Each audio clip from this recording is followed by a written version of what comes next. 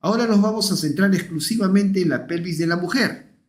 En la pelvis de la mujer. Nos vamos a centrar exclusivamente en ella porque esta pelvis tiene pues obvia importancia en el manejo de parto. ¿Ok? Cuando hablamos de pelvis de mujer, para empezar existe una famosa clasificación mundialmente reconocida y que es la clasificación de Caldwell y Molloy, ¿no? La famosa clasificación de Caldwell y Molloy. Estos autores describieron 4 tipos de pelvis, ¿correcto? La pelvis de tipo ginecoide, androide, antropoide y platipeloide, ¿correcto? Aquí las vemos, ginecoide, androide, antropoide y platipeloide, ¿ok? Y aquí están las frecuencias, la prevalencia de este tipo de pelvis descrita precisamente por estos autores, ¿no? La más frecuente en la mujer, casi en el 50% de los casos, es la ginecoide, La segunda más frecuente es la androide. Y la más rara, la platipeloide. ¿Ok? Perfecto. Claramente uno puede darse cuenta de eso. Ahora, ¿en qué consiste? La pelvis ginecoide viene de la raíz ginekos, que significa mujer. Ginekos en griego significa mujer. Mujer, por eso que la ginecología es la rama de la medicina que ve, pues, patologías propias en el sexo femenino, ¿no? La ginecología. Mujer, ¿ok? Perfecto. Es la pelvis ideal de la mujer. Es, digamos, la pelvis que esperaríamos en una mujer, por decirlo de alguna manera, ¿no? La pelvis ginecoide es la pelvis típica de la mujer, la pelvis de mejor pronóstico para un parto. Es la pelvis ideal para un parto. Tiene todas las características de una pelvis de mujer. Por ejemplo, el estrecho superior es ovalado y amplio, ¿no? Las espinas ciáticas son pequeñas, son romas, sin punta y abducidas, y el ángulo subpúbico es mayor o igual a 90 grados. Es una pelvis excelente para un manejo de parto. ¿Ok? Bien. La pelvis androide, del prefijo andros, la raíz andros, que significa hombre. Andros significa hombre. ¿Ok? Entonces, andros, hombre. Entonces, ¿qué significa? Que este tipo de... Hay mujeres que tienen pelvis parecida o semejante a la del hombre. O sea, la pelvis androide no es pelvis de hombre, es pelvis de mujer, es un tipo de pelvis que tienen algunas mujeres que es parecida o semejante a la del hombre. ¿Ok? Esta es la pelvis más peligrosa, la de peor pronóstico para un parto. ¿Ok? ¿Cuáles tiene características pues, de una pelvis de hombre? Estrecho superior en forma triangular o de corazón, o sea, es más estrecho. Las espinas ciáticas, ven ustedes, son enormes, son grandes, puntiagudas y además aducidas, miran hacia el centro, ¿correcto? Y el ángulo subpúbico es estrecho, menor de 90 grados. Entonces, sin duda alguna, es una pelvis de alto peligro, sobre todo por las espinas ciáticas. Espinas ciáticas grandes en punta y mirando hacia el centro son altamente peligrosas para el feto. ¿Ok? Entonces, perfecto. Esa es la razón. Y miren, la androide, la más peligrosa, tiene una prevalencia bastante alta. Es peligrosa esta pelvis. ¿Ok? Perfecto. Bien, luego tenemos la antropoide, que se conoce coloquialmente como la pelvis alargada. Predomina el diámetro antero-posterior en el estrecho superior. Y la platipeloide, que es la pelvis pues, más ensanchada de lo normal, ¿no? ¿Ok? Perfecto. Simple, nada más. Y acá están las características de los 4 tipos de pelvis, ¿no? De la ginecoide, la androide, la antropoide y la platipeloide, ¿no? Las características que he mencionado, ¿no? Perfecto, nada más para que lo lean ahí. La de mejor pronóstico para un parto, pues la ginecoide, ¿no?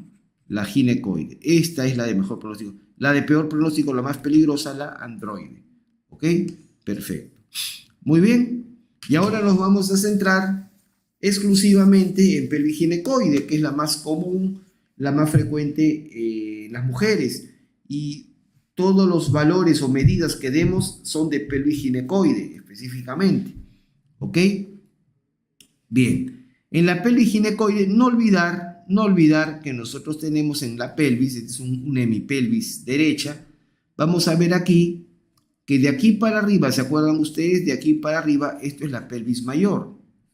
La pelvis mayor o pelvis falsa. Y de aquí para abajo, esto es la pelvis menor o pelvis verdadera. Pelvis menor o pelvis verdadera. ¿Correcto?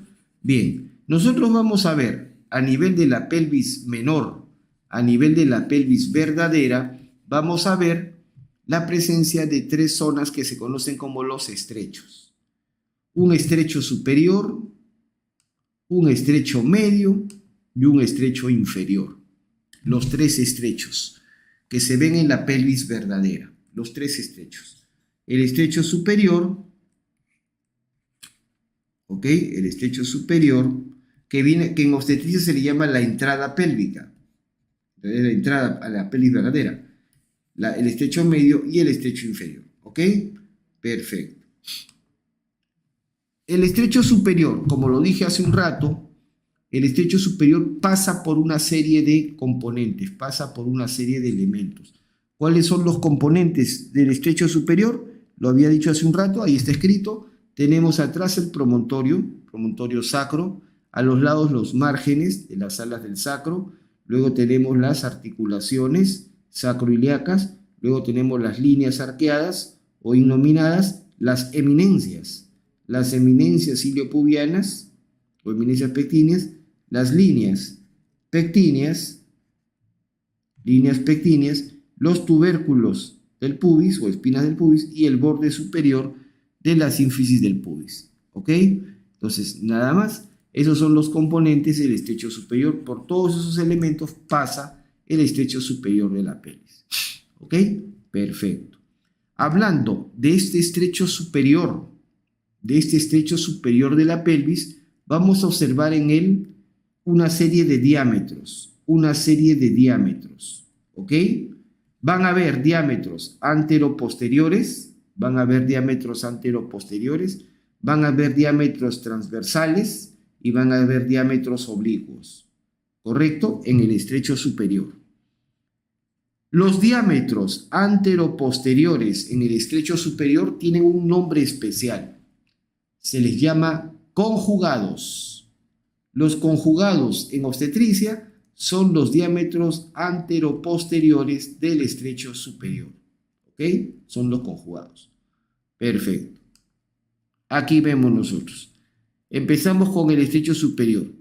Vamos a hablar primero de los diámetros anteroposteriores, llamados, como he puesto ahí, conjugados. Y el primero de ellos tenemos el diámetro promonto suprapúbico. Promonto suprapúbico, porque va del promontorio sacro al borde superior de la sínfisis del pubis. Promonto suprapúbico, ¿ok?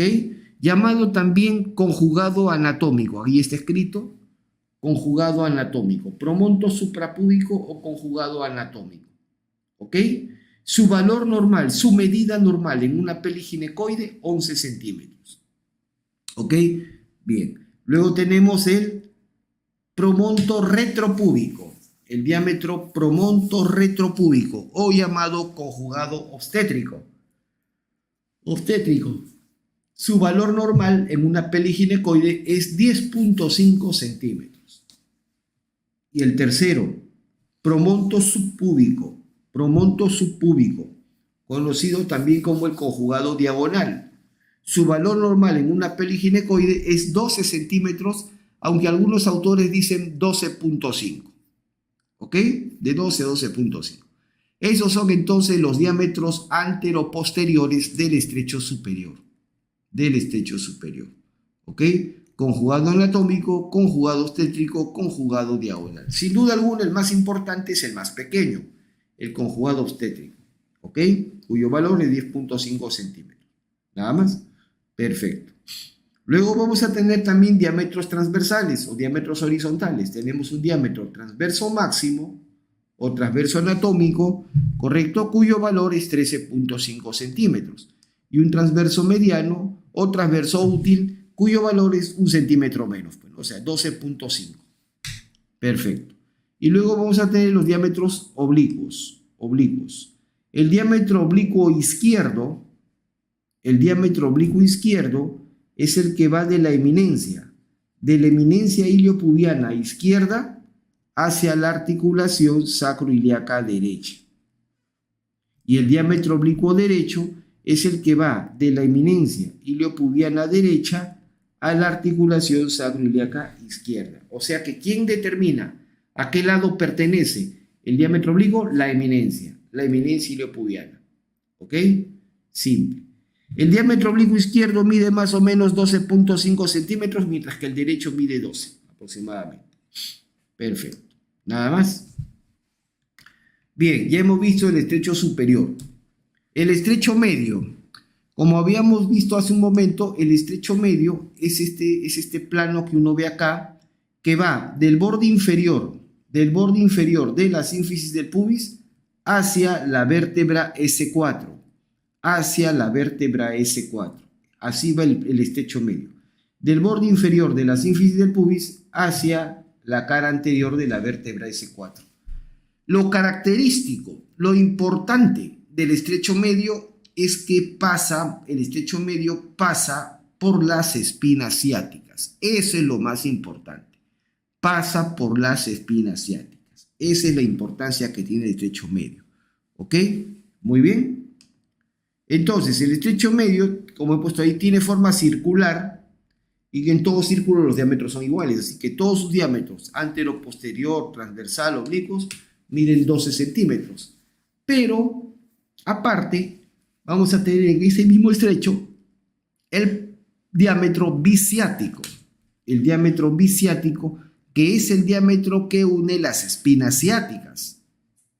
¿Correcto? Y su valor, ahí está, en una peliginecoide, es 10.5 a 11 centímetros. Nada más. Muy bien. Y por último, el estrecho inferior. El estrecho inferior de la pelvis. Si uno lo ve desde abajo, miren ustedes, esta es una vista inferior de la pelvis, ¿correcto? Cuando uno ve la pelvis desde abajo, se observa aquí el estrecho inferior. ¿Y qué forma presenta el estrecho inferior? Tiene forma de un rombo. ¿Ya? Entonces, ¿cuáles son sus componentes o sus límites? Pues adelante, el borde inferior de la sínfisis del pubis. Anterolaterales tenemos las ramas isquiopubianas. Laterales tenemos las tuberosidades isquiáticas. Posterolaterales los ligamentos sacrotuberosos y posterior el coxis. Esos son los componentes, son los límites, el contorno del estrecho inferior de la pelvis. Como ven ustedes claramente, tiene forma de un rombo. ¿Ok? Adelante, repito, borde inferior de la sínfisis del pubis. Luego tenemos anterolaterales las ramas isquiopubianas. Vértices laterales son las tuberosidades isquiáticas. Posterolaterales los ligamentos sacrotuberosos y posterior el coxis. ¿Ok? Nada más, sumamente simple. Muy bien, en este estrecho inferior vamos a tener diámetros, ¿ok? En primer lugar tenemos el diámetro, ven ahí, este diámetro, que se llama subpubis subsacro. Subpubis subsacro, porque está yendo del borde inferior de la sínfisis del pubis al borde inferior de la última vértebra sacra, es decir, de la vértebra S5. Subpubis subsacro. Y este diámetro en una peliginecoide mide 11 centímetros. Luego tenemos el diámetro subpubis subcóccix, que va, como dice su nombre, del borde inferior de la sínfisis del pubis al vértice del coxis, y su valor normal es 9 centímetros, pero como he puesto ahí en las letras, en nutación, ¿qué significa nutación? Nutación es cuando el coxis es empujado hacia atrás por la cabeza fetal. El feto al salir empuja el coxis hacia atrás. Claro, naturalmente, ya sean en el momento del parto, las articulaciones sacroiliacas y especialmente la sacrocoxigia se han reblandecido al máximo. Estas articulaciones se luxan literalmente y el coxis es empujado hacia atrás. Ese movimiento del coxis hacia atrás durante el parto se llama nutación del coxis, y ocurre cuando la cabeza fetal lo empuja. Entonces, cuando se da la nutación, este diámetro subpubis subcoxis crece 2 centímetros, normalmente media 9, crece a 11 centímetros. Y por último, ahí está, ¿no?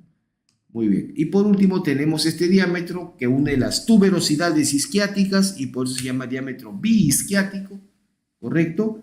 Y su valor en una pelvis ginecoide es 11 centímetros, ¿ok? Entonces, esas son las medidas, los tres estrechos de la pelvis, estrecho superior, estrecho medio, estrecho inferior, con sus diámetros más característicos, ¿ok?